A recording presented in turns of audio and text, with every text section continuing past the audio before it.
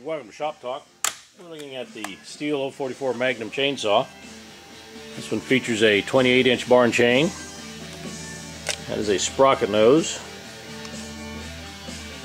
And that's got a new chisel bit full comp chain. Full comp meaning more teeth, smooth cut, great for the hardwood.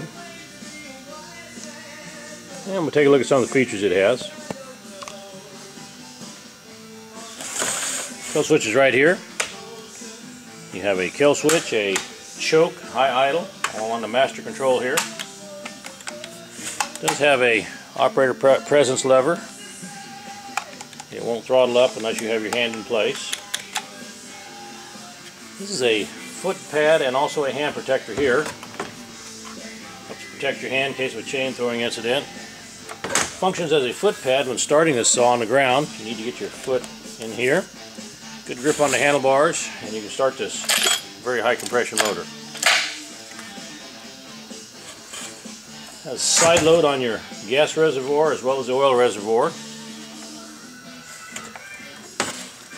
Has a working chain brake. Factory dual port muffler, real nice feature. 2